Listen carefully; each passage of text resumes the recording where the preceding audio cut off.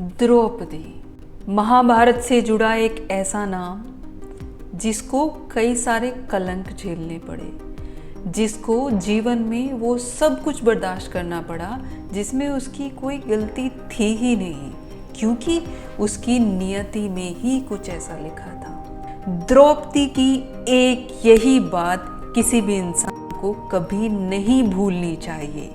ये सिर्फ एक कहानी नहीं है, एक चेतावनी है हर उस समय के लिए जब आप चुप रहने की सोचते हैं। द्रौपदी के नाम से आप ये ना समझें कि ये सिर्फ स्त्रियों के लिए है, ये हर एक उस इंसान के लिए है जो वक्त आने पर चुप रह जाता है। जब द्रौपदी को सभा में खींच कर लाया गया, जब पासे में उसे हारा गया, जब सबके सामने उसका चीरहरण होने जा रहा था, जब उसके सम्मान को सबके सामने ललकारा गया, तब वो चुप रह सकती थी क्योंकि भरी सभा में थी, लेकिन वो चुप नहीं रही। वहाँ हर कोई बड़ा बैठा हुआ था। अगर वो सोचती कि यहाँ इतने सब लोग चुप हैं तो मैं ही बोल कर क्या करूँ, तो वो ना होता जो उस सभा में हुआ।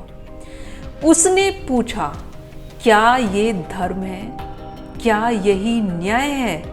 और यही सवाल उसकी सबसे बड़ी ताकत बन गया। उसने भरी सभा में सवाल उठाया, आज जो यहाँ होने जा रहा है, इतने सारे योद्धाओं के बीच में एक स्त्री को शर्मसार किया जा रहा है और सब गर्दन झुकाकर देख रहे हैं, क्या ये सही है?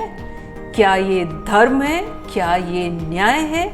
उसने हर एक इंसान से ये सवाल किया। उसने डर को नहीं चुना, उसने सवाल चुने। और जब कोई नहीं बोला, सबने अपनी गर्दनें झुका ली, तो भगवान को आना पड़ा। तब वहां प्रकट हुए थे माधव। और इसीलिए माधव कहते हैं, जो खुद का सम्मान करता है उसकी रक्षा मैं स्वयं करता हूँ। माधव जानते थे यहाँ पर उनकी द्रौपदी अपने सम्मान के लिए लड़ रही है, बाकी कोई नहीं उसके लिए लड़ रहा। इसीलिए माधव वहाँ स्वयं प्रकट होते हैं। ये सिर्फ द्रौपदी की कहानी नहीं है, ये हर उस स्त्री की कहानी है जो चुप नहीं रही, और हर उस इंसान की सीख है जो चुप रहकर अधर्म का साथ देता है। क्योंकि चुप रहना बहुत बड़ा पाप है और चुप रहने से बड़ा अन्याय कुछ है भी नहीं।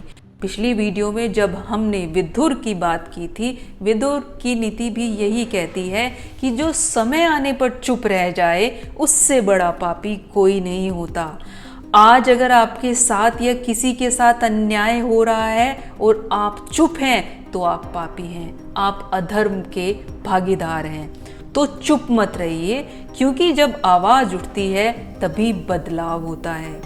अगर द्रौपदी की ये बात आपको भीतर से झकझोर गई, तो इसे उस इंसान के साथ शेयर करें जो चुप रहने की सोच रहा है, जो हर वक्त ये सोचता है, जाने दो, कोई नहीं, जाने दो, बड़े हैं, जाने दो, छोटे हैं, जाने दो, क्या फर्क पड़ता है। फर्क पड़ता है। जब बात आत्मसम्मान की आए तो फर्क पड़ता है। इसीलिए समय आने पर हमेशा अपने आत्मसम्मान के लिए लड़ना चाहिए। जब आप लड़ते हैं तो भगवान आपका साथ देने स्वयं प्रकट हो जाते हैं। राधे राधे।